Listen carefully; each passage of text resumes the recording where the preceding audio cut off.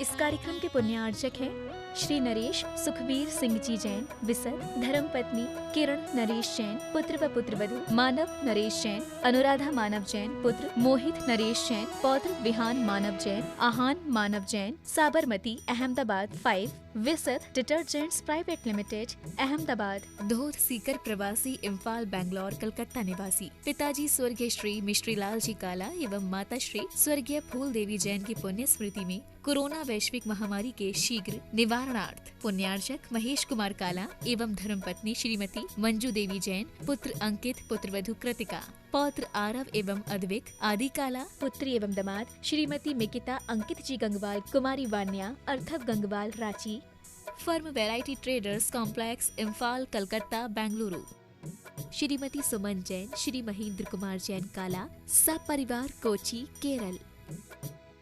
स्वर्गीय श्री नागराज सगरी की पुण्य स्मृति में 32 शेषाद्री रोड, आनंदा राव सर्कल बेंगलुरु, श्रीमती शोभा नागराज सगरी बेंगलुरु, पुत्री सौभाग्यवती रेखा मोहन कुमार वडकुद्रे, दामाद श्री मोहन कुमार वडकुद्रे, पुत्री सौभाग्यवती प्रतिभा सदन, दामाद श्री सदन कुमार बेंगलुरु, पुत्री सौभाग्यवती सची देवी रवि कड़बी, दामाद रवि कड़बी बेंगलुरु, श्रीमती सरोज, श्री सुनील, आशिका, प्रतीक जैन, अंकित एवं Khushboo Pataudi, firm Saroj roofing private limited Cochin, Shri Chhavi Kumar Sethi, Shrimati Kavita Devi Sethi, Sheel Chand Chhavi Kumar Sethi, firm Amar roller flour mill, Dimapur, Nagaland.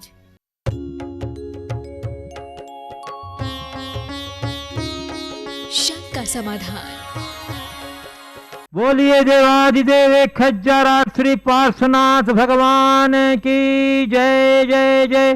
बोलिए सवन संस्कृति उन्नायक प्रातः स्मरणीय संत शिरोमणि परम पूज्य 108 आचार्य गुरुवर विद्यासागर जी महामुनिराज की जय जय जय। बोलिए गुणायतन प्रणीता शंका समाधान प्रवर्तक भावना योग प्रवर्तक प्रखर वक्ता परम पूज्य 108 मुनिवर श्री प्रमाण सागर जी मुनिराज की जय जय जय। बोलिए परम पूज्य 108 मुनिवर श्री अरह सागर जी मुनिराज की जय जय जय। प्रिय बंधुओं, शाश्वत शिक्षे सम्मित शिखर स्थित गुणायतन परिसर में आयोजित आज के संघ का समाधान कार्यक्रम में यहाँ उपस्थित स्थानीय सभी श्रद्धालुओं का तथा उन सभी दर्शकों, श्रोताओं और श्रद्धालुओं का जो आज के यहाँ के संघ का समाधान कार्यक्रम का सीधा प्रसारण घर बैठे पारस चैनल, जिनवाणी चैनल एवं प्रामाणिक ऐप के माध्यम से देख सुन आनंद ले रहे हैं, उन सबों का मैं गुणायतन एवं श्री सेवायतन परिवार की ओर से हार्दिक हार्दिक अभिनंदन करता हूँ।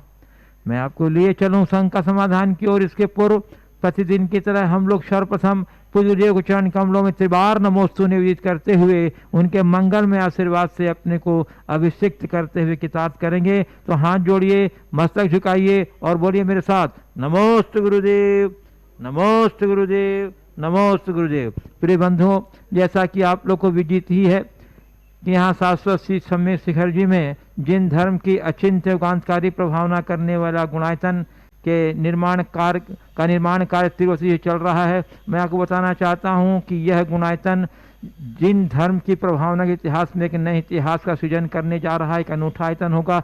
आप अभी तक इस अनूठे आयतन से नहीं जुड़े हैं तो गुणायतन समिति आपसे आग्रह करती है कि आप शीघ्रता से गुणायतन कार्यालय से संपर्क करके इसकी सदस्यता योजना, निर्माण योजना से अवगत होते हुए उदारता पूर्वक हमारा हाथ, अपने सहयोग का हाथ हमारे तक बढ़ाइए। साथ ही आपके लिए अवसर है, प्रतिदिन की होने वाली शांति धारा से भी जुड़ करके पुण्यार्जक के रूप में आप हमारा हाथ मजबूत कर सकते हैं। आपके उदारतापूर्ण सहयोग से ही हम इस योजना को सही समय पर शीघ्र ही साकार रूप दे सकेंगे। आपका सहयोग अत्यंत अपेक्षित है। बंधुओं, आज भी हमारे पास कुछ स्वीकृतियाँ आई हैं गुणायतन से जुड़ने वाले सदस्यों की। प्रथम मैं आमंत्रित उद्घोषित कर रहा हूं जो गुणायतन से संस्थापक सदस्य यानी ट्रस्टी के रूप में जुड़ रहे हैं। यह पहले पूर्व में निर्माण नायक थे श्री महेश चंद जैन, श्री अजय कुमार, सचिन कुमार, नवीन कुमार जैन, मुजफ्फरपुर बिहार।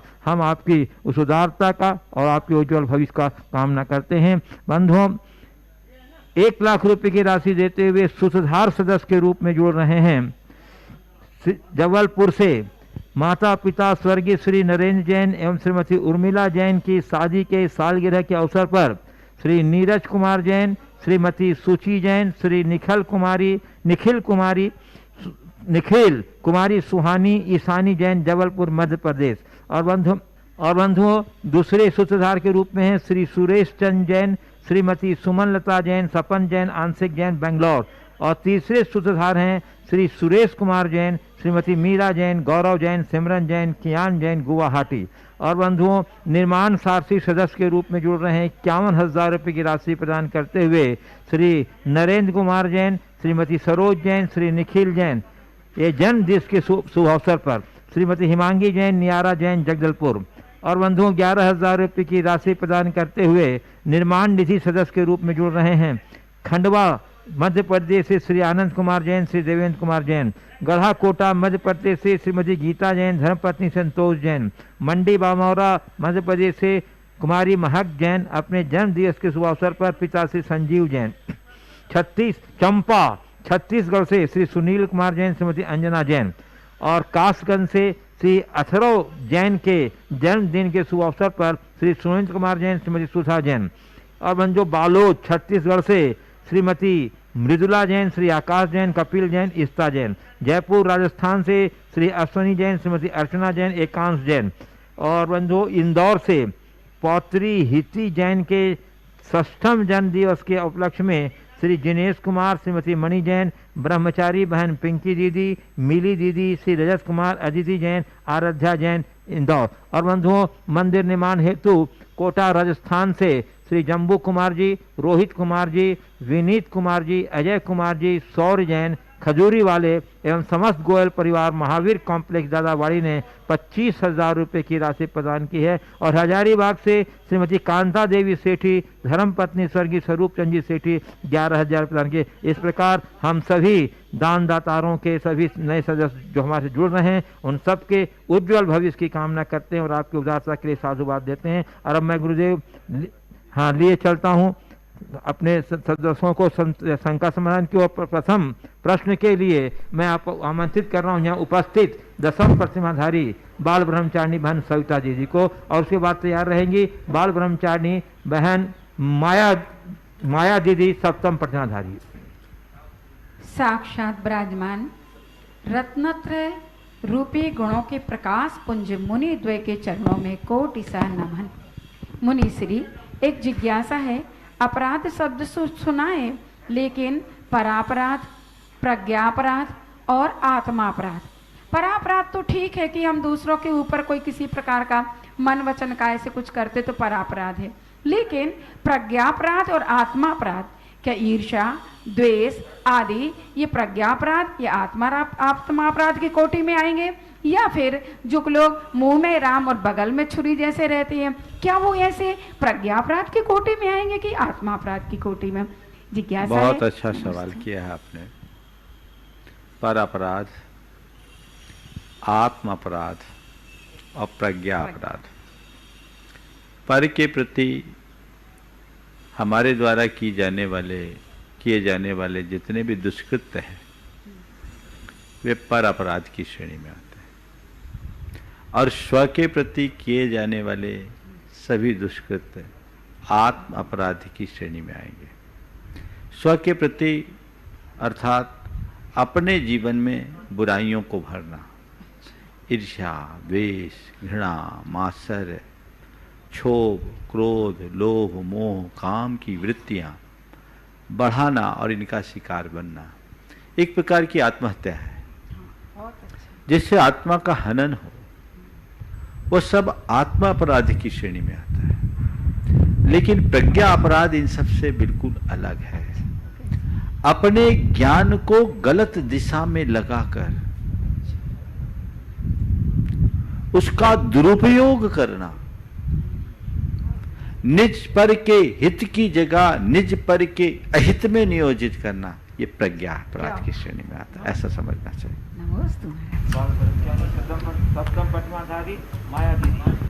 करुणा वात्सल्य जिनके रग रग में समाई हुई है, ऐसे मुनिश्री जी के चरणों में बारंबार नमोस्तु।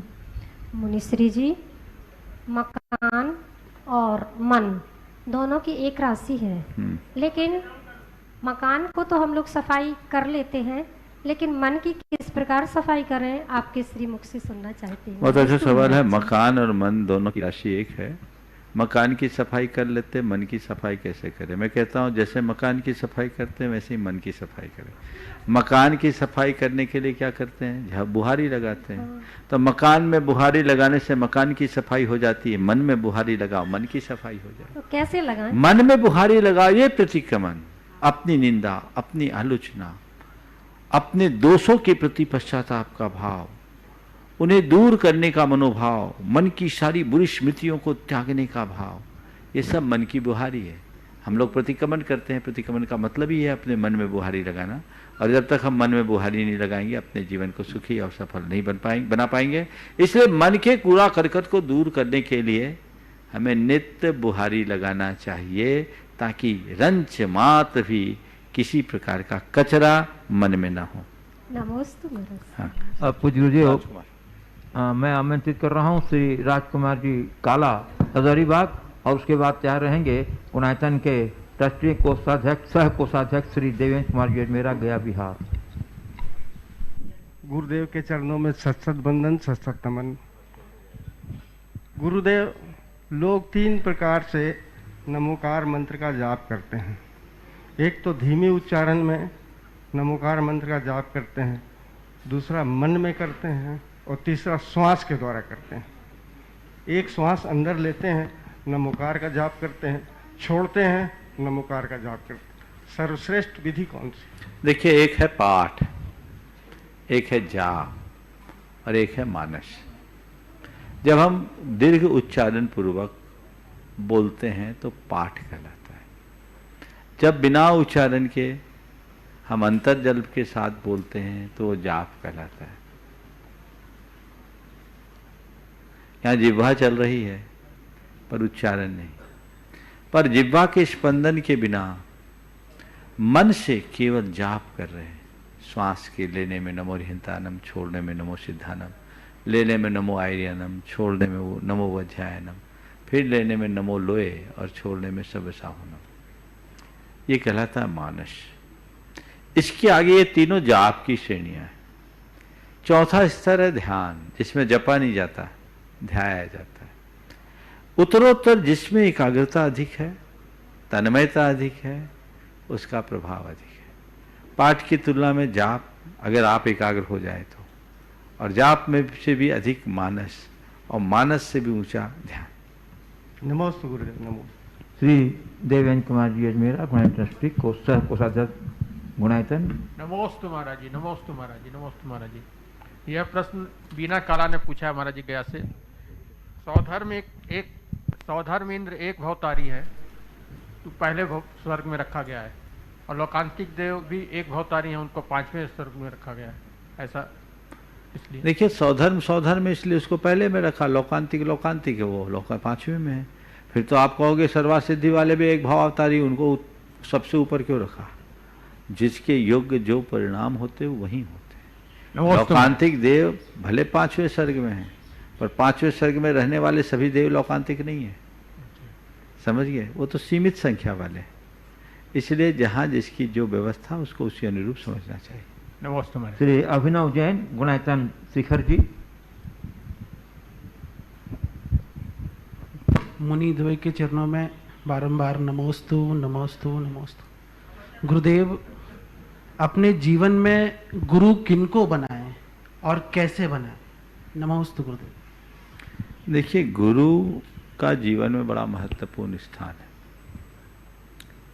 गुरु हमारे खेवनहार है, और उनके माध्यम से हम अपने जीवन को पार लगाने में समर्थ होते हैं।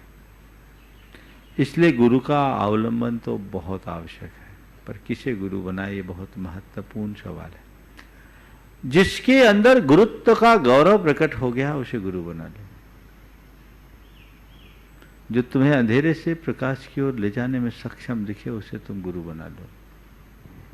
जिस जंजाल में तुम फंसे हो, अगर उसी में वो फंसा दिख जाए तो तुम उससे गुरु बनोगे, कोई लाभ नहीं पा पाओगे।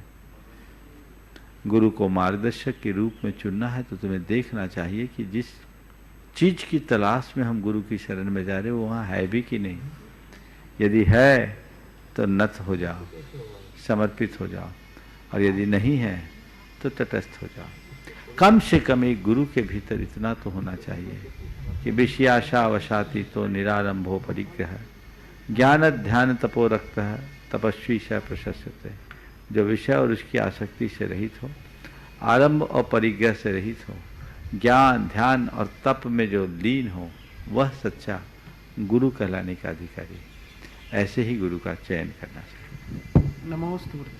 पूज्य जी, अब मैं ऑनलाइन जिज्ञासाओं को आपके समक्ष प्रस्तुत कर रहा हूँ। प्रथम जिज्ञासा नेपाल बॉर्डर रक्सौल बिहार से काजल जैन कह रही हैं, महाराज जी आपने कहा था कि हर आत्मा में परमात्मा है, तो इसका मतलब है अगर परमात्मा को प्राप्त करना है तो हमें खुद के भीतर उतरना होगा। लेकिन महाराज जी हम खुद के भीतर उतरे कैसे, और ऐसा क्या करें कि अपने अंदर के परमात्मा को प्राप्त कर सकें? बहुत अच्छा सवाल है। हम हर आत्मा में परमात्मा है, और परमात्मा को प्राप्त करने के लिए आवश्यकता है खुद के भीतर उतरने की। आपने पूछा खुद के भीतर उतरने के लिए क्या करें? बस बाहर की यात्रा को विराम दे दो।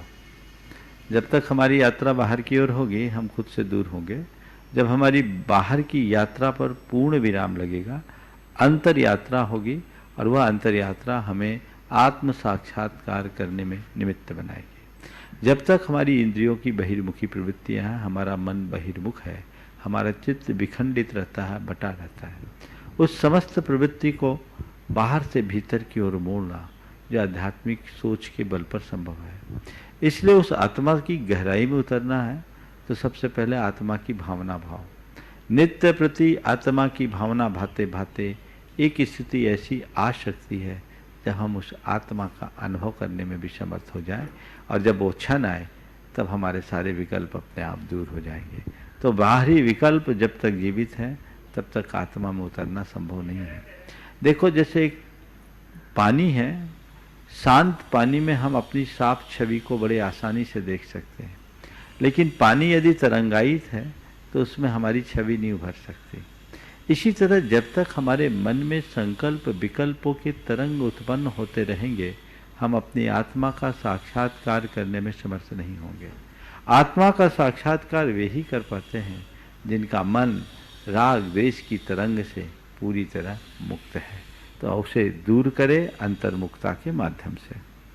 बुजुर्ग जबलपुर मध्य प्रदेश से रिया जैन कह रही हैं, महाराज श्री पीने का पानी शुद्ध हो इसके लिए हम फिल्टर का यूज करते हैं, पर इंसान आज अपने कलेक्टर पर इतने फिल्टर्स लगा के रखता है कि किसी की वास्तविकता का अनुमान लगाना बहुत मुश्किल हो जाता है। तो हम कैसे शुद्ध और सरल लोगों की पहचान करें? ये बड़ा टेढ़ा काम। शुद्ध और सरल को पहचानना बड़ा टेढ़ा काम है, क्योंकि व्यक्ति के बाहरी वृत्ति से उसके अंतर का अभिप्राय क्या है पता लगाया जाना संभव नहीं। बहुत सारे लोग हैं जो सरल दिखते हैं, सरल होते नहीं, और बहुत सारे लोग ऐसे हैं जो ऊपर से कुटिल भी दिखते हैं लेकिन अंदर से वे सरल होते हैं। तो किसी की सरलता हम एक बारगी में नहीं पहचान सकते। हाँ, उसके निकट आकर उसके व्यवहार और प्रवृत्तियों पर नज़र रखते हुए हम थोड़े दिनों में यह अनुभव पा सकते हैं, जिसके बल पर यह एहसास हो सकता है कि आदमी सरल चित्त है, वो निर्द्वंद रहेगा। कुटिलता कहीं ना कहीं खुल जाती है, ज़्यादा दिन तक टिकती नहीं, वो वास्तविकता कहीं ना कहीं प्रकट कर ही देती। तो थोड़ा तसल्ली रखें, जल्दी में किसी पर भरोसा न करे, विश्वास न करे, और धीरे धीरे अपना कार्य आगे बढ़ाएं। पूज्य गुरुदेव, रूठियाई जिला गुणा मध्य प्रदेश से रूठियाई, हाँ, श्रीमती गुणमाला निर्मल कुमार जैन कह रहे हैं, महाराज श्री मेरी जिज्ञासा यह है कि जब आपके द्वारा उच्चारित शांति धारा अथवा मंगल प्रवचन का प्रसारण टीवी पर होता है तो हम आवाज़ तेज करके छोड़ देते हैं। इसमें हमारा उद्देश्य यह होता है कि वर्गनाएं पूरे घर में फैल जाए, परंतु महाराज जी एक स्वाध्याय प्रेमी हैं, उनका कहना है कि इसमें अनर्थ दंड होता है। तो महाराज जी हम क्या करें, कृपा समाधान? देखो, इसमें अनर्थ दंड कब है? जब आप प्रयोजनहीन होकर के करें। ऐसे लोगों को गीत गजल सुनने में अनर्दन नहीं दिखता है, ये तो भगवान की वाणी को सुनाना है। ऐसे लोगों की बातों को बिल्कुल ध्यान न दें। आप बस इतना जरूर रखें कि आपकी आवाज़ से यदि किसी और को व्यवधान होता हो, उससे तकलीफ होती हो, तो आप अपनी आवाज़ मद्दी कर दें। लेकिन इस तरह की आवाज़ अगर गूंजती है तो लाभकारी है। पूज्य कोतमा मध्य प्रदेश से दीपेश जैन कह रहे हैं, भगवान महावीर स्वामी और बुद्ध जिनका जीवन राजाओं की तरह बीता और अचानक से उनका जीवन सन्यासी की तरह पहाड़, नदी और जंगलों में बीता, तो प्रकृति में जीवन में छुपी ऐसी कौन सी घटना है जो व्यक्ति को साधारण से असाधारण बना देती है? देखिए, प्रकृति में ही वो ताकत है जो व्यक्ति को साधारण से असाधारण बना सके। जो भी वस्तु प्रकृति से जुड़े उसकी गुणवत्ता तब तक कायम रहती है। प्रकृति से संबंध टूटते ही उसका स्वरूप विकृत हो जाता है। हम सब के जीवन में जितनी भी विकृतियां हैं वो प्रकृति से विमुख होने के परिणाम से। जैसे ही हम अपना प्रकृति से नाता जोड़ते हैं, हमारे सारे दोष और दुर्बलताएं दूर होने लगती हैं। और जब मनुष्य के भीतर की दोष और दुर्बलताएं दूर होती हैं, वह अपने वास्तविक स्वरूप को प्रकट कर लेता है और वही उसके साधारण छवि को असाधारण स्वरूप प्रदान करने में सक्षम बनाता है।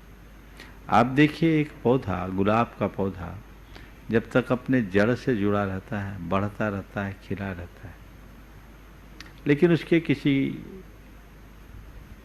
डंठल को, किसी डाल को काट दिया जाए, अलग कर दिया जाए, तो अलग होते ही धीरे धीरे वो सूखने लगता है और सड़ भी जाता है। पर उसी गुलाब के पौधे को अगर समय पर ठीक से बो दिया जाए, उस डंठल या डाल को बो दिया जाए कलम बनाकर, तो धरती से संपर्क में आते ही वो फिर से अनेक अनेक फूलों के साथ खिल उठता है। तो जो उदाहरण गुलाब का है वही हमारे जीवन का है। जब जब हमने प्रकृति से विमुखता रखी, हमारे जीवन में विकृतियां आई, और जैसे ही हम प्रकृति की ओर लौटे, हमारे जीवन का विकास शुरू हुआ। तो यथातः अपने जीवन का वास्तविक विकास करना चाहते हैं तो प्रकृति से जुड़े रहें।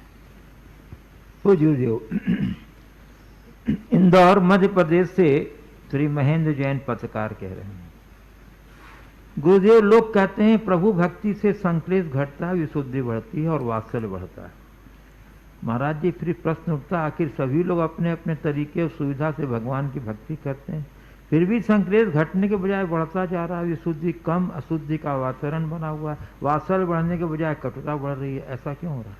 देखिए, आप लोग तो मोबाइल यूज करते हैं ना, तो मोबाइल की जब बैटरी डाउन हो जाती है तो आप लोग क्या करते हैं? उसको चार्ज करते हैं। चार्ज करने के लिए क्या करना पड़ता है? उसको पावर पॉइंट में लगाना पड़ता है।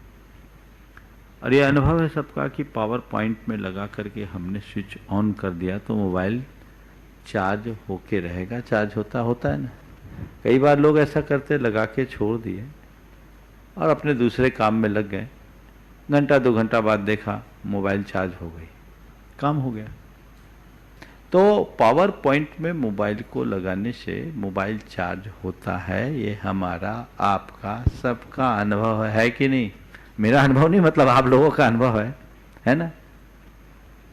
लेकिन कभी कभी आपने मोबाइल को चार्ज में लगा दिया, ये भी आपने देखा होगा कि घंटे 2 घंटे बाद आए, देखा अरे मोबाइल तो झांकता है, पावर नहीं थी क्या? नहीं, पावर भी कट नहीं हुआ, पावर था। ये क्यों? अभी तक चार्ज क्यों नहीं हुआ? कांटेक्ट लूज था। ठीक तरीके से हमने पावर पॉइंट में पिन को लगाया नहीं, वो थोड़ा ढीला रह गया। तो कांटेक्ट लूज होने के कारण, संपर्क ढीला होने के कारण वो चार्जर उसमें लग करके भी मोबाइल को चार्ज नहीं कर पाया। बस मैं ऐसा ही कहना चाहूँगा, संसार में 2 तरह के लोग हैं। एक वे लोग जो अपना कांटेक्ट परफेक्ट रखते हैं प्रभु परमात्मा के साथ, देव गुरु और धर्म की सेवा में उनकी बैटरी चार्ज होती है और जीवन में सकारात्मकता स्वाभाविक रूप से आती है। फिर प्रेम, वात्सल्य आदि जिन गुणों की चर्चा आपने की, वो उनमें अक्षरशः परिलक्षित होती है। दूसरे वे लोग जिनमें ये नहीं दिखता, इसका मतलब उनका कांटेक्ट लूज है। पावर की कोई कमी नहीं, पावर तो अपार है, संपर्क की कमी है। ठीक तरीके से धर्म ध्यान कीजिए तो आपको वो सारा लाभ प्राप्त हो सकेगा और आप अपने जीवन को आगे बढ़ाने में समर्थ हो सकेंगे। वो गुरुदेव, रीठी कटनी से एक हमारी मयूरी जैन कह रही है, गुरुदेव मेरी जिज्ञासा है कि जिंदा जा नहीं सकता और मरा हुआ बता नहीं सकता, तो फिर स्वर्ग नरक की खोज किसने की? जिंदा जा नहीं सकता, मरा बता नहीं सकता, तो स्वर्ग नरक की खोज किसने की? देखिए, दुनिया के किसी और हिस्से में स्वर्ग है या नरक है, इसकी बात मैं अभी आपसे नहीं करता, लेकिन मेरी आंखों से आप देखो तो मैं इस धरती पर भी आपको स्वर्ग दिखा सकता हूँ और नरक भी दिखा सकता हूँ। और इस धरती के स्वर्ग और नरक की झलक से आप अनुमान कर सकते हैं कि कहीं स्वर्ग है भी और नरक है भी। कैसे? इस धरती पे आपको ऐसे अनेक लोग मिल जाएंगे जो बड़े दीनहीन हैं, जिनके लिए न खाने की व्यवस्था है, न पहनने की व्यवस्था है, न रहने की व्यवस्था है। भूख के मारे जिनकी पीठ और पेट मिलकर एक हो गई, उसके बाद भी खाने पीने को कुछ नहीं, तन में गलित कुष्ठ है, हाथ पैर कटे हुए हैं, तन की में बैठी हुई मक्खी को भगाने में भी जो लाचार है, ऐसे व्यक्ति को देखकर आप क्या कहोगे? दुख की पराकाष्ठा है ना? समझ लो यही नरक है।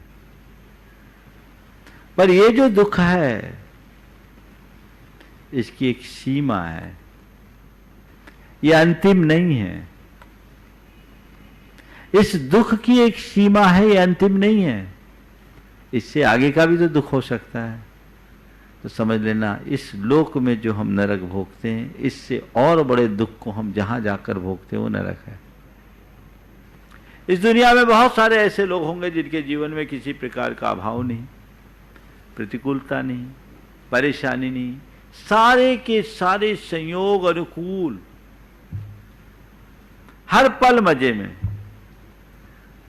ऐसे व्यक्ति को देखो और समझ लो ये स्वर्ग है।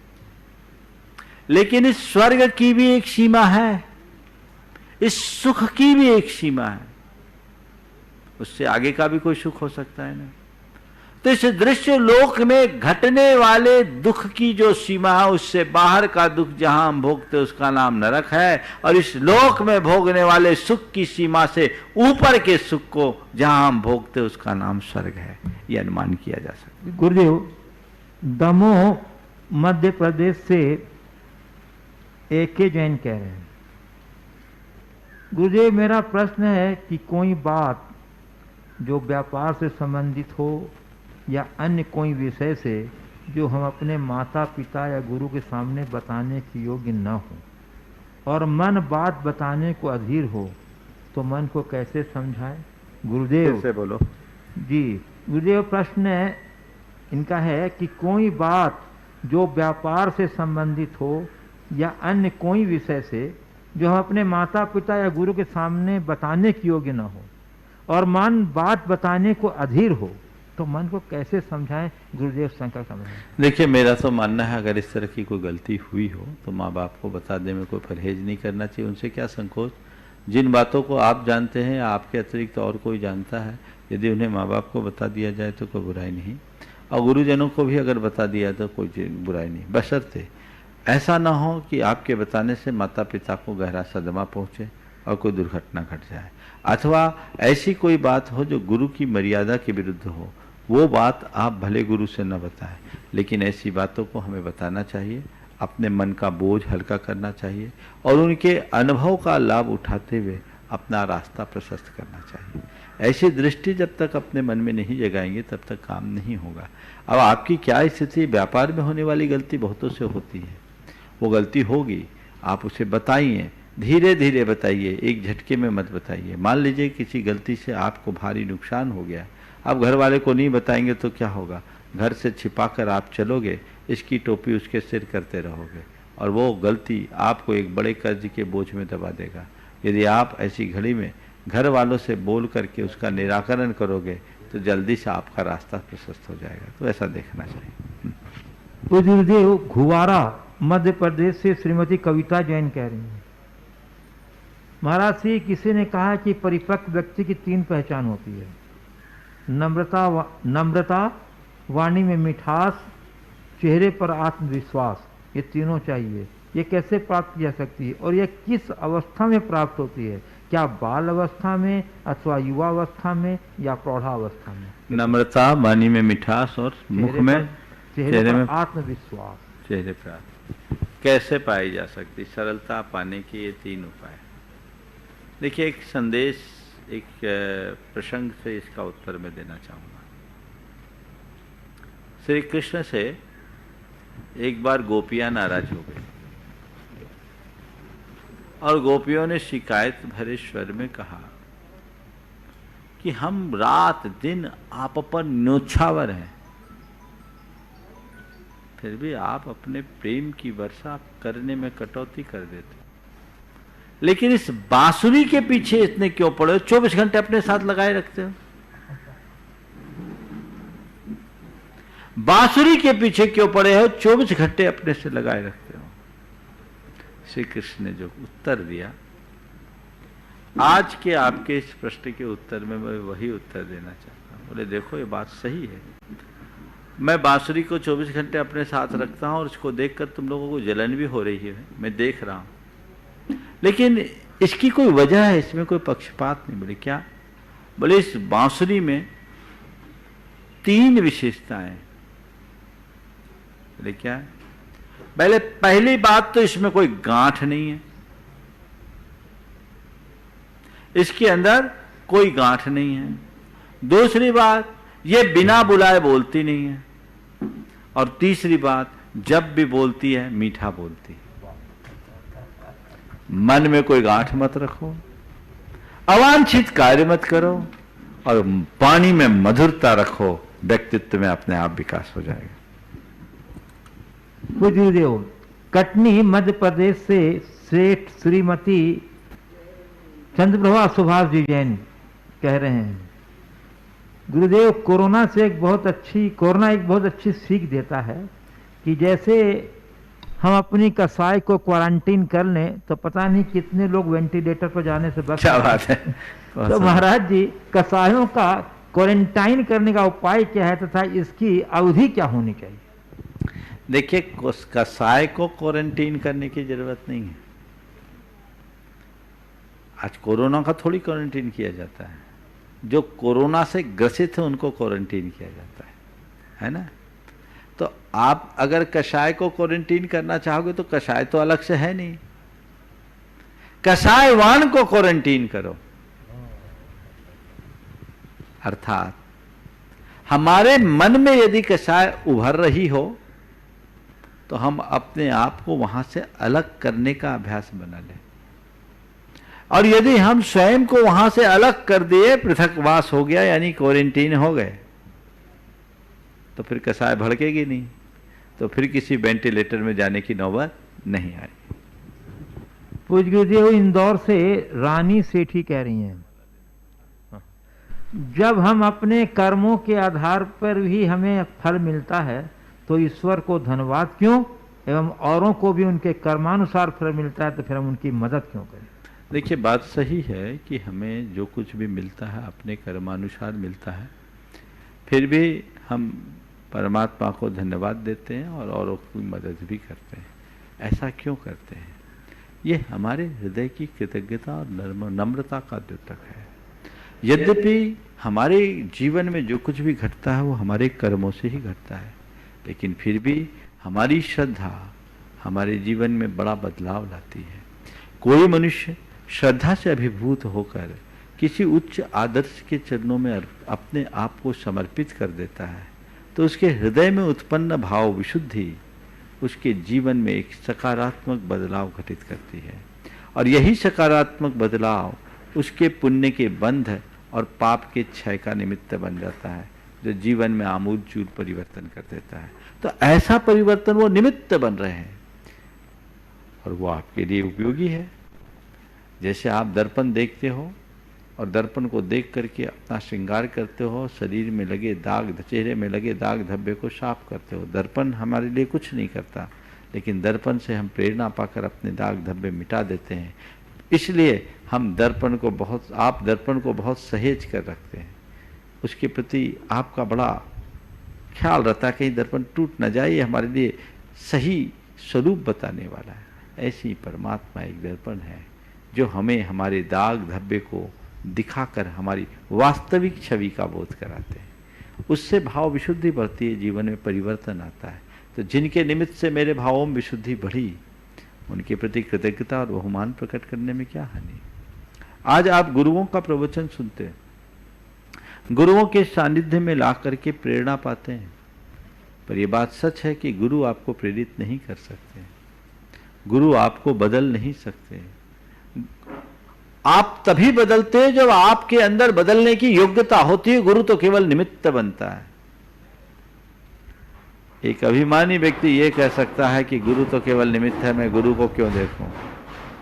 लेकिन एक विनम्र व्यक्ति सदैव ये कहेगा कि मेरे अंदर जो बदलाव हुआ है वो गुरु के निमित्त से हुआ है, इसलिए गुरु की कृपा है।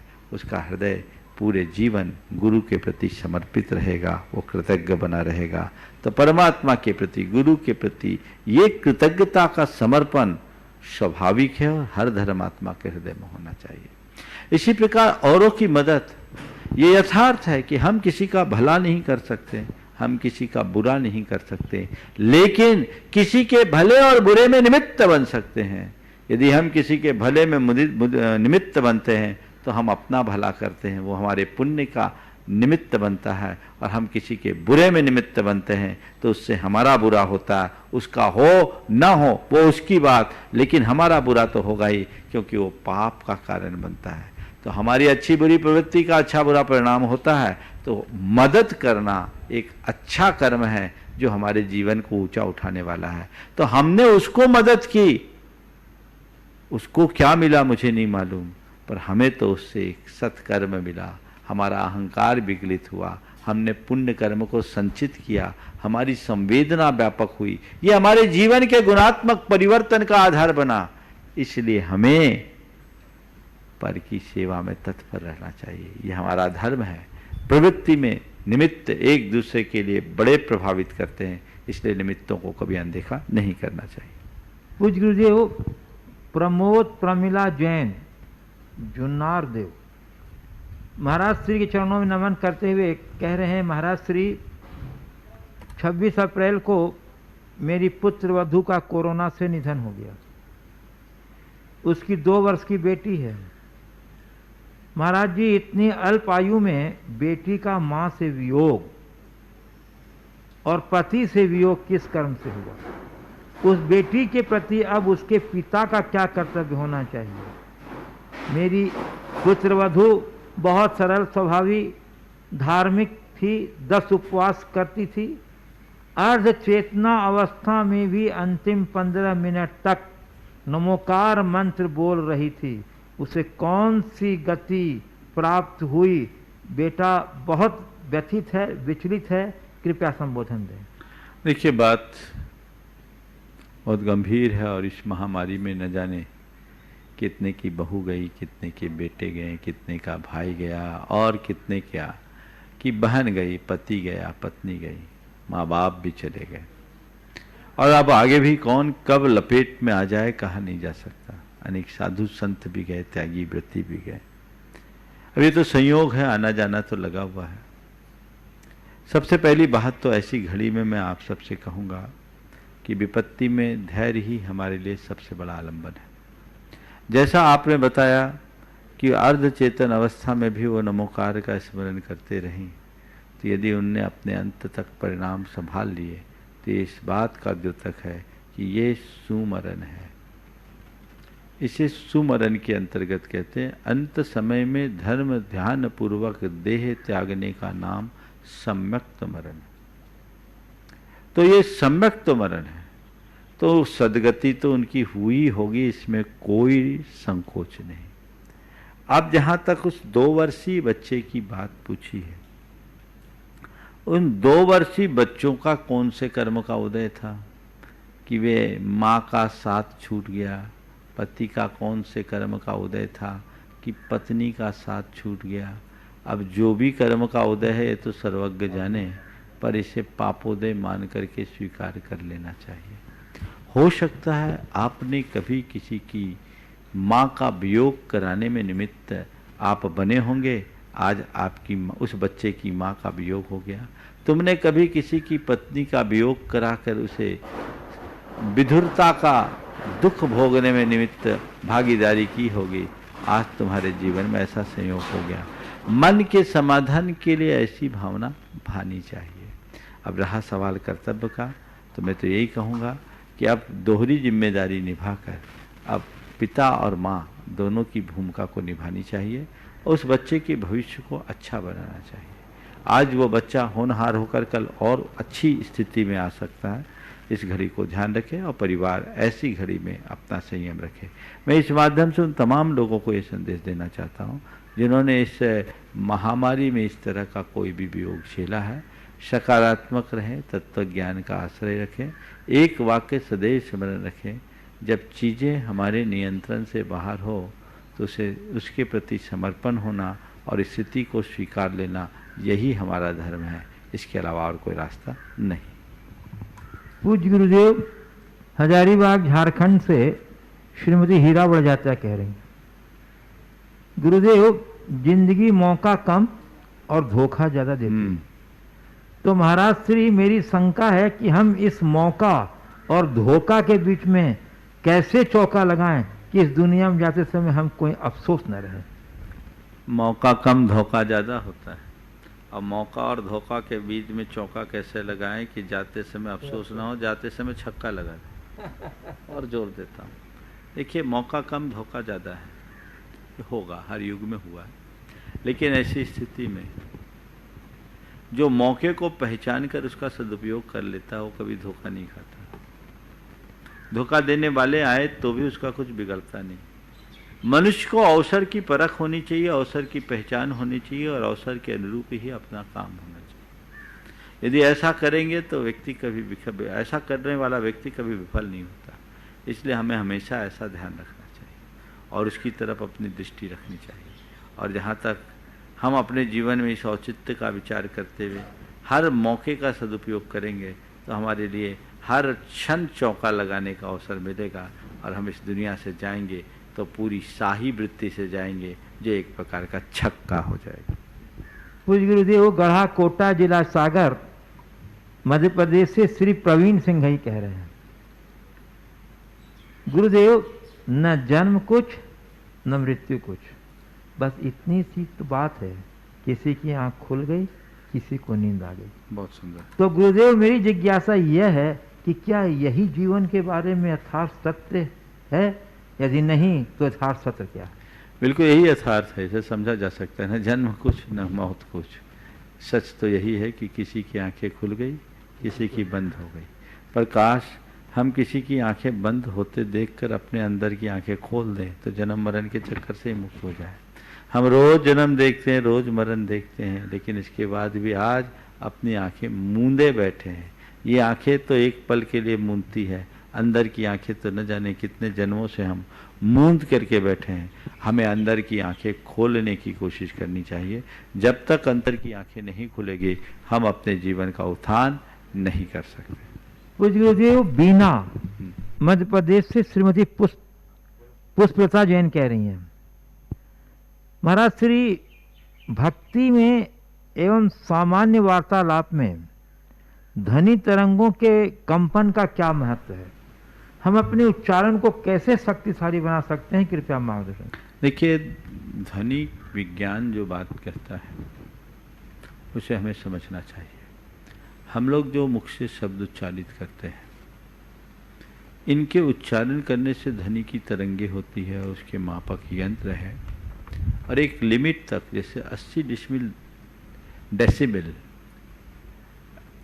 तक की लिमिट में हम अगर कोई बात बोलते हैं तो हमारे कान को कटु नहीं होती, वो ठीक लगती, उससे ऊपर जाती है तो चुभती है। ये एक सामान्य प्रक्रिया की बात है। तो हम अगर किसी से ऊंचे स्वर में बोलें तो वो उसको चुभ सकती है। इसलिए व्यक्ति को सामान्य समय में अपनी वार्तालाप कोशिश तरीके से करना चाहिए, जिससे हमारे बातों में वजन हो पर शोर न हो। वजनदारी की बात करें पर शोर शून्य होकर के बात करें तो वो हमारे जीवन में एक बड़ा बदलाव ला सकती है। लेकिन भक्ति आदि में जब हम प्रार्थना आदि में लीन होते हैं और उसमें हमारी तन्मयता डूबती है तो धीरे धीरे कहते हैं कि जब ध्वनि की तरंगे 12,000 साइकिल को 18,000 साइकिल पार कर जाती है तो पराध्वनि बन जाती है, अश्राव्य हो जाती है, जो अल्ट्रावायलेट हो जाती है। उस अश्राव्य ध्वनि में बड़ी ताकत होती है। आज तो उसके द्वारा गहन चिकित्सा भी होती है, सघन से सघनतर वस्तु को छेदा जा सकता है, ये ध्वनि की ताकत है। तो मुख से उच्चारित शब्द अपना प्रभाव छोड़ते हैं, लेकिन शब्द के साथ जुड़ी हुई भावना उससे ज़्यादा प्रभावी होती है। तो हम किस भाव से क्या बोल रहे हैं उसमें बड़ा अंतर होता है, और हमारे मुख से निकले हुए शब्द और ध्वनि का प्रभाव भी उसी से होता है। पूज्य गुरुदेव, सतना मध्य प्रदेश से अच्छा गुरुदेव, मैं उपस्थित आमंत्रित कर रहा हूँ हमारे श्री सुभाष जी जैन CEO एवं संयुक्त महामंत्री गुणायतन को, वो आए और उसके बाद तैयार रहेंगी बाल ब्रह्मचारिणी बहन अनिता दीदी। परम श्रद्धेय मुनिद्वय के चरणों में शत नमन। गुरुदेव, जीवन भर खूब भोग का प्रयोग किया, बहुत जगह घूमे फिरे, कोई देश व्रत का ध्यान भी नहीं किया, लेकिन जीवन के इस अंतिम पड़ाव में मन में इच्छा होती है कि हम लोग इसमें अपना लिमिट करें और भोग को छोड़ने का प्रयास करें। ये बातें हम और हमारे ट्रस्टी हैं SK जैन साहब कानपुर से, तो उनके साथ चर्चा में ये बात आई थी और हम लोगों ने सोचा कि सम्मिलित रूप से आपके चरणों में इस प्रश्न को रखें कि किस प्रकार से आगे बढ़ें और कैसे इसको संयमित करें अपने आप को, ताकि हम लोग अपना भोगोपभोग और देश व्रत आदि धारण कर सकें। इसके लिए देखिए सुभाष जी, आपके लिए तो, आप जैसे लोगों के लिए तो पूरी अनुकूलता है। लगभग चर्या तो वैसी बनी गई। आप तो अब व्रती बन जाओ, संकल्पित हो जाओ। SK जैन साहब व्रती है पहले से। वो तो SK जैन को तो पहले से आशीर्वाद दिया है और वो हमारे मार्गदर्शन में लिया है और वो बहुत अच्छी साधना कर रहे हैं अपनी संलेखना की भी। आज लगभग 80 को पार करने वाले हैं वो जी। और उसके बाद भी बहुत अप्रमत्त होकर के काम कर रहे हैं। पहले तो मेरा उनको आशीर्वाद, और आपके माध्यम से आप जैसे दौर से गुजरने वाले सब लोगों को कहूँगा। अब कई लोगों के साथ होता व्रती तो बन जाएंगे, कहीं आना जाना होगा तो हमारा व्रत कैसे पलेगा। एक व्रत ये ले लो, जहाँ मेरा व्रत पलेगा वहीं हम आना जाना करेंगे, उसके बाहर कहीं जाएंगे नहीं। क्या है जीवन का, क्या भरोसा। कम से कम इस दुनिया से जाए तो व्रती बन करके जाए, अब व्रती बनकर न जाए ऐसा भाव तो जगा। और इतने अनुकूल संयोग पाने के बाद भी प्रमादी बन जाओगे तो जीवन में कुछ भी नहीं कर पाओगे। इसलिए प्रमाद छोड़कर अपनी भूमिका अनुरूप कार्य करें और जो करनी है उसे तत्क्षण कर डालें। नमोस्तु गुरुदेव, नमोस्तु। बाल ब्रह्मचारिणी बहन अनिता दीदी कटनी, और उसके बाद तैयार रहेंगे श्री प्रत्युष जैन कन्नौज। सफल जीवन बनाने वाले, सफल जीवन जीने वाले मुनिराजों के चरणों में बारंबार नमन। महर्षि, सफलता हर कोई चाहता है और आपके जैसी सफलता, आज बोलूं क्या थोड़ा सा जो देखा। ओ प्रश्न कर लो फिर बोलना। हाँ महर्षि, सफलता कहीं भी रेडीमेड पोशाक तैयार नहीं मिलती है, उसके लिए धैर्य रूपी धागा और परिश्रम रूपी सुई की आवश्यकता होती है। आज इंसान इन दोनों चीज़ को ना तो सुई चाहता है और ना धागा चाहता है, लेकिन पोशाक अवश्य चाहता है। ये पोशाक हमें कैसे मिलेगी ऐसे, और जो मिलेगी तो क्या वो सही रहेगी? देखिए, बहुत अच्छी बात की, सफलता अपने आप नहीं मिलती। सफलता की पोशाक पहनने के लिए हमें धैर्य रूपी धागा और परिश्रम रूपी सुई की आवश्यकता होती है। बहुत यथार्थ बात है, और जिस अर्थ में ये प्रतीक रखा गया है वो बहुत प्रभावी उपयोगी है।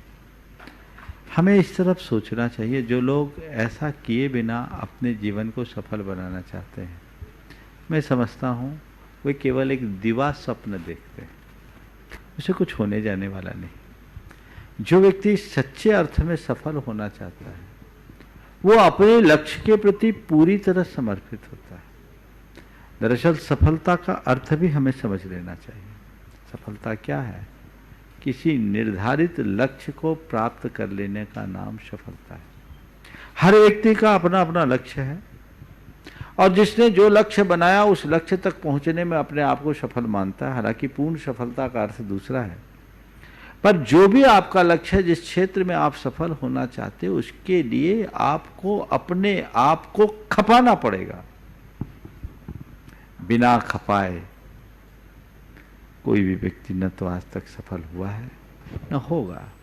उसमें बहुत सारी समस्याएं भी आती है, उनका मूल्य भी चुकाना पड़ता है,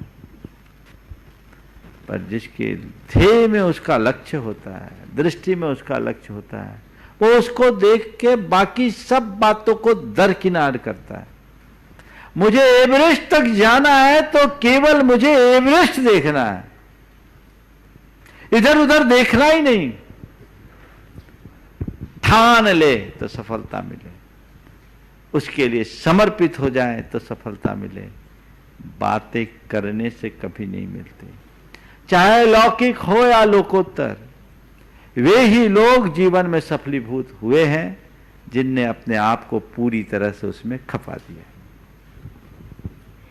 नमस्ते महाराज जी, कन्नौज आपने मुझे बहुत अच्छी कुछ चीज कहने से रोक दिया है। कोई बात नहीं, एक दिन बोलूंगी, आप मौका समय आएगा। हाँ, नमस्ते महाराज जी। नमस्ते। नमोस्तु नमोस्तु नमोस्तु गुरुदेव। गुरुदेव, मेरा प्रश्न है कि प्रमाद और आलस्य में प्रमाद और आलस्य में क्या अंतर है, और महाराज श्री ये किस वजह से होते हैं? मतलब मानसिक दुर्बलता या शारीरिक दुर्बलता या अज्ञानता की वजह से? देखिए, प्रमाद और आलस्य को प्रायः लोग एकार्थी मानते हैं, पर दोनों में अंतर भी है। प्रमाद का मतलब क्या है? प्रमाद बहुत उच्च शब्द है। प्रमाद का अर्थ आलस्य तो है, पर आलस्य मात्र प्रमाद नहीं है। प्रमाद और ऊपर की भूमिका में अगर हम देखें तो प्रमाद आत्मविस्मृति का नाम प्रमाद है, अपने अच्छे कार्यों में अरुचि का नाम प्रमाद है। ये भूमिकानुरूप अलग अलग रूप में परिलक्षित होता है, पर आलस्य तो अकर्मण्यता का द्योतक है। अपने उद्देश्यों के प्रति समर्पित न होना, जीवन में निठल्ला बन करके जी लेना, ये आलस्य है। तो प्रमाद और आलस्य दोनों अलग अलग है। श्रीमती लता गंगवाल, गया बिहार नहीं है। गुरुदेव, एक प्रश्न है सतना से अतुल दुबे, डॉक्टर आर के जैन कह रहे हैं, महाराज श्री, जब मेरी किताब का विमोचन किया गया था तब चर्चा हुई थी कि संसार में 3 तरह के व्यक्ति देखे जाते हैं। एक हैं जो कहते हैं वो करते हैं, दूसरा जो कहते हैं वो करते नहीं, तीसरा जो कहते नहीं और करते हैं। इनमें किनका व्यक्तित्व उत्तम है, और इनके अलावा भी कोई व्यक्तित्व होता है क्या? कहते हो करते हैं, कहते हैं करते नहीं, पर कहते नहीं करते हैं। अगर आप मुझसे पूछो तो तीसरे को ही सबसे ऊंचा स्थान दिया जाएगा। पूज्य गुरुदेव, जबलपुर से सुनील गांधी कह रहे हैं, गुरुदेव, जब बच्चा जन्म लेता तो उसे बिना सिले कपड़े में ही नसीब होते हैं, जब इंसान मरता तब भी बिना सिले कपड़े ही नसीब होते हैं, पर इंसान जीवन भर जेब वाले कपड़े ही पहनता है और अपनी जेब भरने में लगा रहता है, जबकि इंसान को हकीकत मालूम है कि तो भी उसकी तरफ कभी सोचता नहीं। ऐसा क्यों? उस जेब में गुरुवर ऐसा क्या है जो बात को नहीं समझने देता? ये जेब का रोग केवल मनुष्यों को है। आया तो बिना सिले कपड़े थे, जाते समय भी बिना सिले कपड़े, पर जिंदगी भर जेब के पीछे मनुष्य परेशान होता है, और उसी परेशानी के कारण उनका जीवन का सत्यानाश होता है। काश अपने जन्म और अपने अंत की स्थिति को व्यक्ति याद रखे तो फिर कभी इस तरह की दुविधा न हो। वस्तुतः ये जेब भरने की जो प्रवृत्ति है, मनुष्य के मन में उत्पन्न होने वाली प्रगाढ़ आसक्ति का कुफल है। जब तक मनुष्य के मन की आसक्ति नहीं मिटती तब तक जीवन में बदलाव नहीं हो सकता। पूज्य गुरुदेव, अंजड़ जिला बड़वानी मध्य प्रदेश से श्रीमती मनीषा अंतिम जैन कहते हैं, मानव अच्छी स्मृति पेन ड्राइव में रखता है और बुरी स्मृति हृदय में। फिर से, मानव अच्छी स्मृति पेन ड्राइव में रखता है और बुरी स्मृति हृदय में। इसी प्रकार अच्छे विचार मोबाइल में रखता है, बुरे विचार दिमाग में। तो महाराज जी, हम इनका स्थान बदलने के लिए क्या उपाय है और क्या करें कि बुरी स्मृति और यादों को डिलीट ही कर दें? देखिए, बुरी स्मृतियों को डिलीट करने का सीधा तरीका है, आप पेन ड्राइव पे करें, आप प्रतिक्रमण करें और अपने माइंड को हमेशा अपडेट रखें और उसके लिए नित्य अपने मन को अच्छे सुझाव दें, जो एक प्रकार का प्रत्याख्यान है। भावी जीवन को उज्जवल बनाने का संकल्प यदि आपके अंदर निरंतर बना रहेगा तो आप अपने जीवन में बहुत बड़ी उपलब्धियां अर्जित कर सकते हैं, और ऐसा नहीं करेंगे तो आप कहीं के भी नहीं रह पाएंगे। पूज्य गुरुदेव, जोधपुर राजस्थान से सुभाष चंद्र जैन कह रहे हैं, गुरुदेव समझदारी को विकसित कैसे किया जा सकता है? समझदारी को विकसित करने के लिए कई स्तर पर काम करने की ज़रूरत है। अगर आपको समझदारी की विकसित करना है तो कुछ दिन समझदारों के साथ रहें और अपने जीवन के अनुभवों को सही रूप देने की कोशिश करें। समय आप सबका हो गया, आज के सत्र को यहीं पर विराम। बोलिए परम पूज्य आचार्य गुरुवर श्री विद्यासागर जी महाराज की। बोलिए मुनिश्री प्रमाण सागर जी महाराज की जय। मुनिश्री हरे सागर जी महाराज की जय।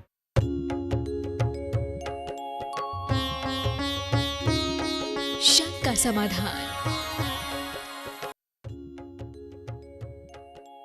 इस कार्यक्रम के पुण्यार्चक थे श्री नरेश सुखबीर सिंह जी जैन, विसर, धर्मपत्नी किरण नरेश जैन, पुत्र व पुत्रवधु मानव नरेश जैन, अनुराधा मानव जैन, पुत्र मोहित नरेश जैन, पौत्र विहान मानव जैन, आहान मानव Jain, Sabarmati Ahmedabad 5, Visar detergents private limited Ahmedabad, धोध सीकर प्रवासी इम्फाल बैंगलोर कलकत्ता निवासी, पिताजी स्वर्गीय श्री मिश्री लाल जी काला एवं माता श्री स्वर्गीय फूल देवी जैन की पुण्य स्मृति में कोरोना वैश्विक महामारी के शीघ्र निवारणार्थ पुण्यार्चक महेश कुमार काला एवं धर्मपत्नी श्रीमती मंजू देवी जैन, पुत्र अंकित, पुत्रवधु कृतिका, पौत्र आरव एवं अद्विक आदि काला, पुत्री एवं दामाद श्रीमती मिकिता अंकित जी गंगवाल, कुमारी वान्या अर्थव Gangwal Ranchi, firm variety traders complex Imphal Calcutta Bengaluru, Shrimati Suman Jain, Shri Mahendra Kumar Jain Kala, सब परिवार कोची केरल। स्वर्गीय श्री नागराज सगरी की पुण्य स्मृति में 32 शेषाद्री रोड आनंदा राव सर्कल बेंगलुरु, श्रीमती शोभा नागराज सगरी बेंगलुरु, पुत्री सौभाग्यवती रेखा मोहन कुमार वड़कोद्रे, दामाद श्री मोहन कुमार वड़कोद्रे, पुत्री सौभाग्यवती प्रतिभा सदन, दामाद श्री सदन कुमार बेंगलुरु, पुत्री सौभाग्यवती सची देवी रवि कड़बी, दामाद रवि कड़बी बेंगलुरु,